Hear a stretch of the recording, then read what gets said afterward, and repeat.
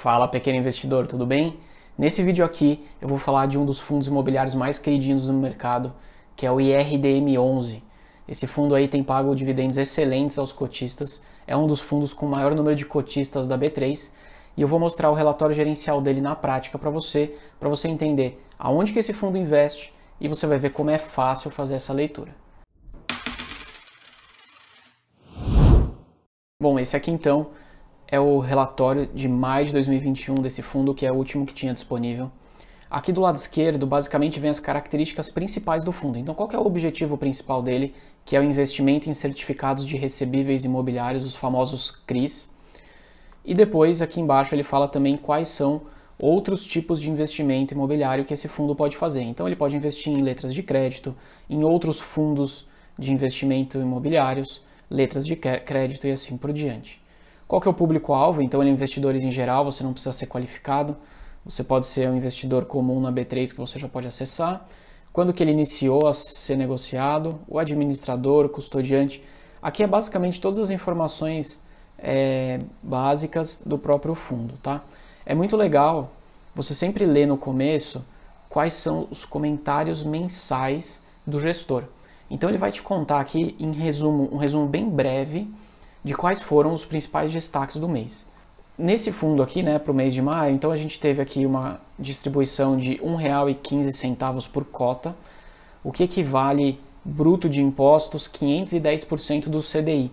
É muito comum os fundos imobiliários usarem o CDI como uma base comparativa, e aí se você está fazendo 510%, quer dizer que você está fazendo aí 5 vezes mais do que o CDI rendeu.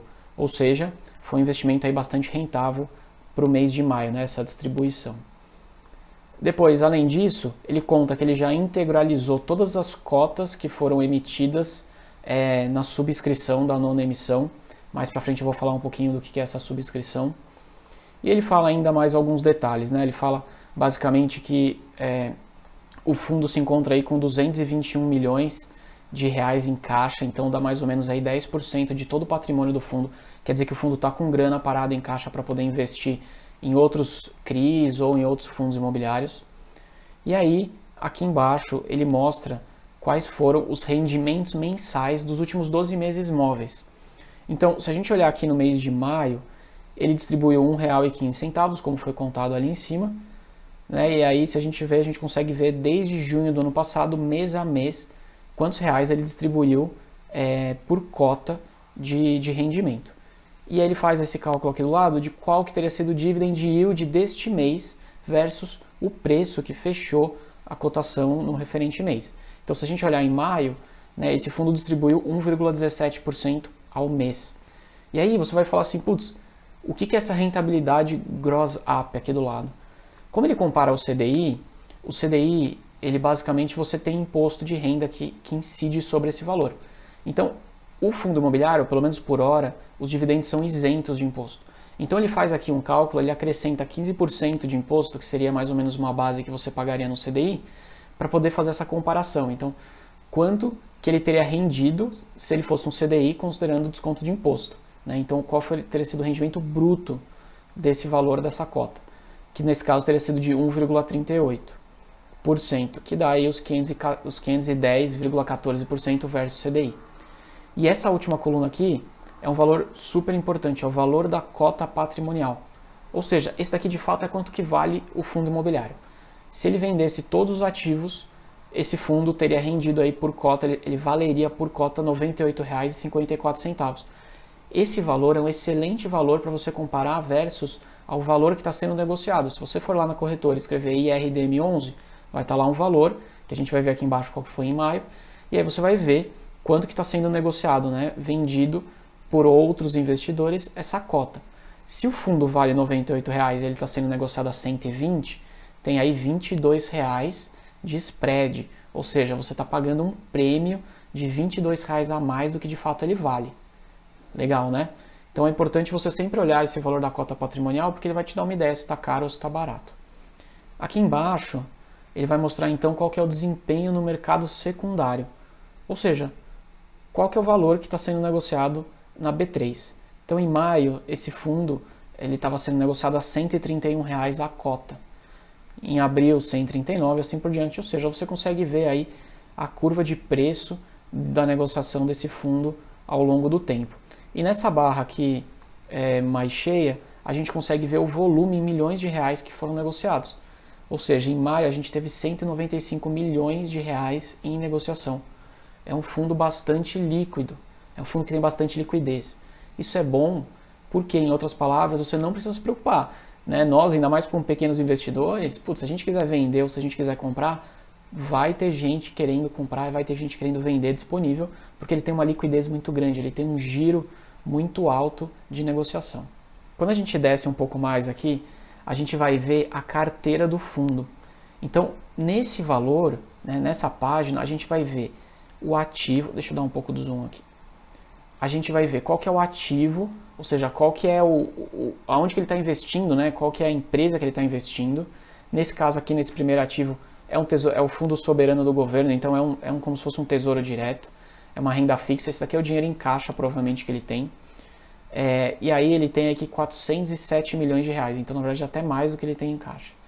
Ele tem 407 milhões de reais em um tesouro, em fundo, que representa aí 18% de todo o valor do patrimônio. Qual que é o indexador, ou seja, esse tesouro que ele está investindo, qual que é o indexador, qual que é o rendimento que ele vai ter? Ele vai ter o rendimento do CDI, tá? Porque ele é um indexador mais defensivo. Então a gente pode ver que o fundo aí tem um valor razoável, 407 milhões, e um investimento mais defensivo. E o fluxo de pagamento desse rendimento é mensal. Legal, né? Vamos pegar aqui embaixo esse WAM100. É um emissor WAM, o tipo, né, é um CRI, então aqui já entra no de fato qual que é o principal objetivo desse fundo imobiliário. E se a gente olhar, ele tem 60 milhões de reais em posição nesse CRI, que equivale a 2,75% do patrimônio, e o indexador é o IPCA. Em outras palavras, você está protegido da inflação.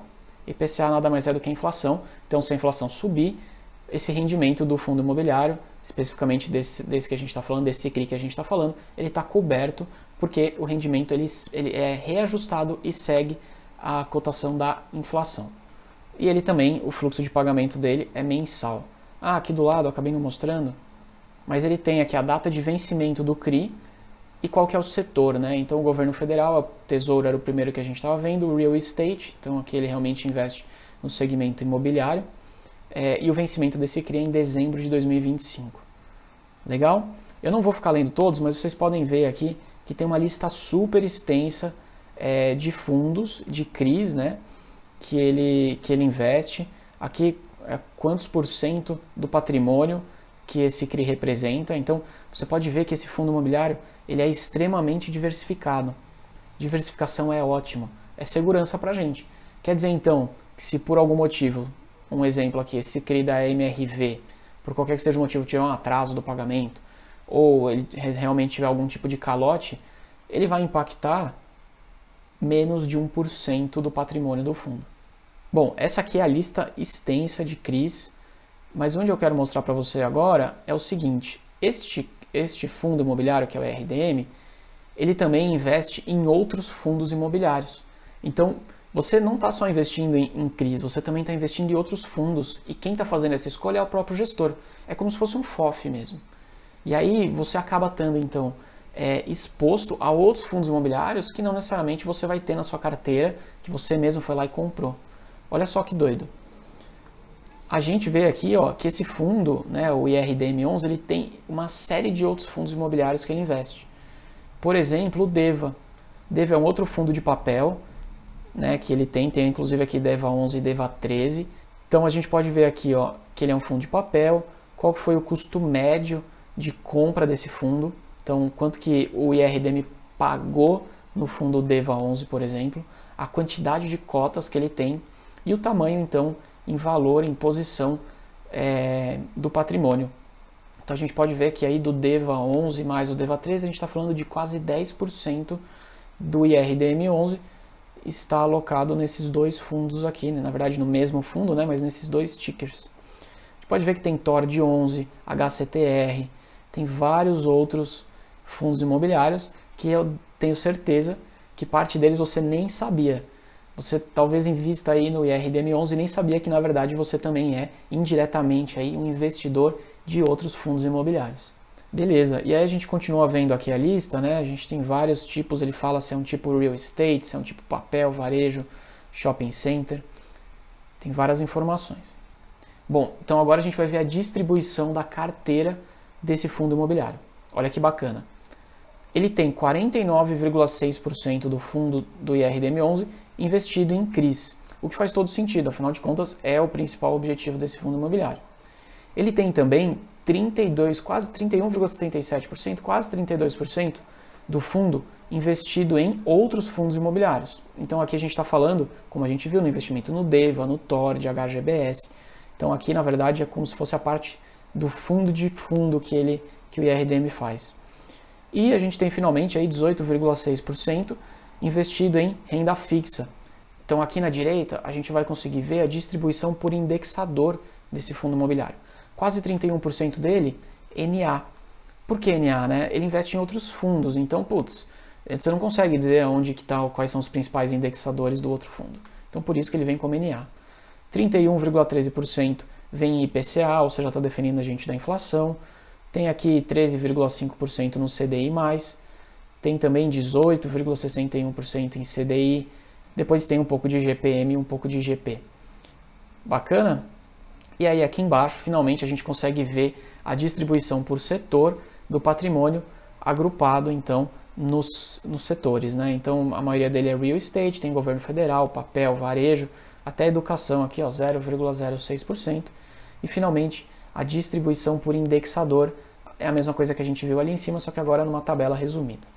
Então, nessa última parte aqui do relatório, a gente vai ver quais foram as principais movimentações que esse fundo imobiliário fez. Então ele teve aqui, ele conta um pouquinho qual que é o viés, ele está com um viés negativo em relação às perspectivas futuras dos fundos de tijolo. Ele depois conta mais para frente que ele comprou 244 milhões, ele movimentou em compra 244 milhões de reais, ele vendeu quase 115 milhões, ou seja, ele negociou dentro do mês de maio quase 360 milhões de reais. E aí ele conta quais foram os principais movimentos que ele fez, seja de venda ou seja de compra. Então ele vendeu muitos papéis aqui da WAM, Praias, qual que era o indexador, a taxa ponderada, volume financeiro. Ele também fala o que ele comprou, então ele comprou Gafisa, comprou Creditas, comprou Caprem 2 e assim por diante.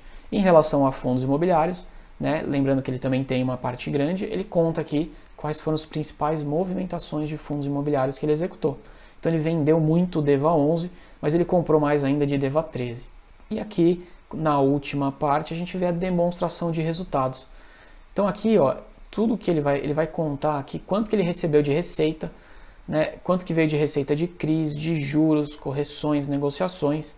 Depois ele conta também das receitas que foram provenientes dos fundos imobiliários, quanto de dividendo que ele recebeu desses fundos, quanto que ele fez em negociação. Então, dos 7 milhões de reais que a gente está vendo aqui que ele fez de resultado em relação a fundos imobiliários, 5 milhões veio de dividendos, ou seja, dividendos que os outros fundos pagaram ele recebeu, e 2 milhões veio de negociação, compra e venda.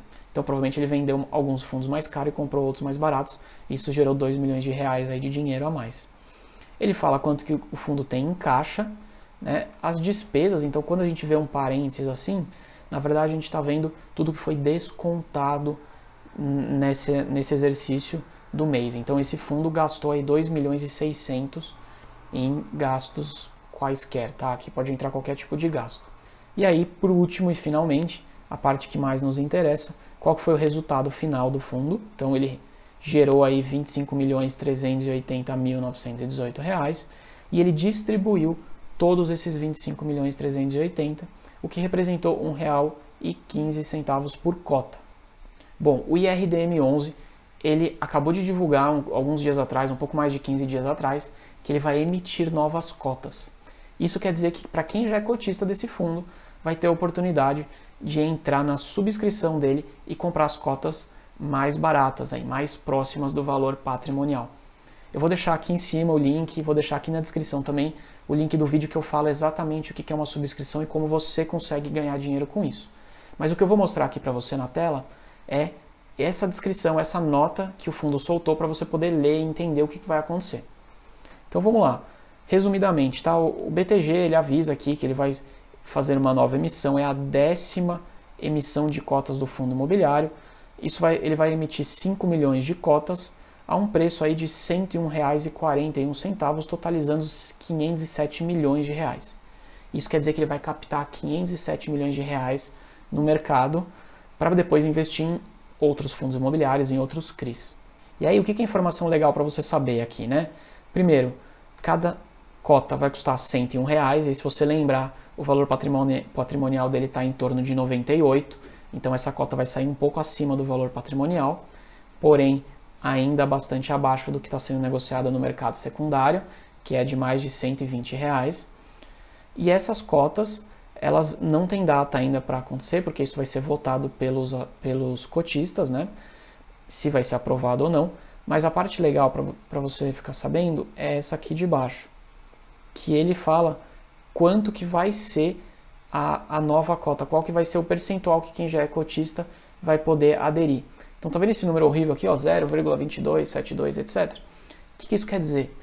Que você vai ter direito a subscrever 22% da sua posição acionária que você tem nesse fundo. Então, se eu tenho 100 cotas do IRDM, eu vou ter disponível, se for aprovado e quando for aprovado, eu vou ter disponível comprar 22 cotas do IRDM11 pagando R$ 101. Esse é o IRDM11.